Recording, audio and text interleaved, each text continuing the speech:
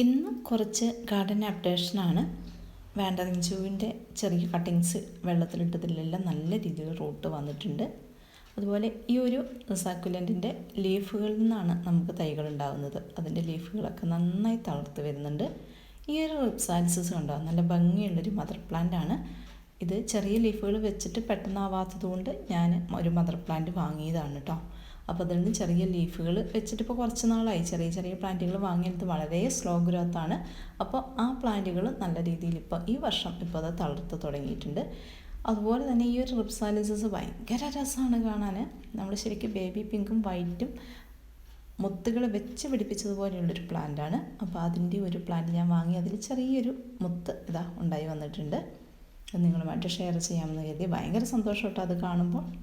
പിന്നെ നമ്മുടെ Ruby necklace ഒരു ഹാങ്ങിങ് പോട്ടിൽ വെച്ചിരുന്നതാണ്. ഞാൻ വെർട്ടിക്കൽ പോട്ടിലാണ് സാധാരണ വയ്ക്കാറ്, പക്ഷേ ഈ ഒരു പോട്ടിൽ നല്ല രീതിയിൽ ഉണ്ടായിട്ടുണ്ട് കേട്ടോ. അതുപോലെ നമ്മുടെ അഗ്ലോണിമ നമ്മളിത് മുഴുവനായി കട്ട് ചെയ്ത് മാറ്റിയതായിരുന്നു. അതിൻ്റെ ചോട്ടിൽ നിന്ന് ഒരുപാട് ഷോട്ടുകൾ വന്നിട്ടുണ്ട്. നമ്മുടെ മിനിയേച്ചർ സിങ്കോണിയം പോട്ട് നിറഞ്ഞ് തുടങ്ങിയിട്ടുണ്ട്. അതുപോലെ നമ്മുടെ ഫേണ് അതിൻ്റെ ചോട്ടിൽ നിന്ന് പുതിയ പുതിയ നാമ്പുകൾ തളർത്ത് തുടങ്ങി. ഇനി ബേബി സൺറോസ് വേരിഗേറ്റഡ് ആണ്. ഇതിൻ്റെ ലീഫിൽ ഈ ഒരു പിങ്ക് കളർ ഫ്ലവർ ഉണ്ടാകുമ്പോൾ നല്ലൊരു ഭംഗിയാണ്. അതുപോലെ അസയിലെ ഞാൻ വാങ്ങി മടുത്തൊരു പ്ലാന്റ് ആണ്.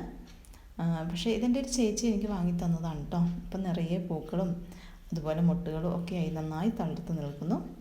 അതുപോലെ നമ്മുടെ ആമ്പൽ മാറ്റി വെച്ചിട്ട് കുറച്ച് ദിവസങ്ങളേ ആയിട്ടുള്ളൂ നമ്മൾ റിപ്പോർട്ട് ചെയ്തിട്ട്. പക്ഷേ പെട്ടെന്ന് തന്നെ അതിൽ മുട്ടുകളും പൂക്കളും ഒക്കെ ആയി തുടങ്ങിയിട്ടുണ്ട്.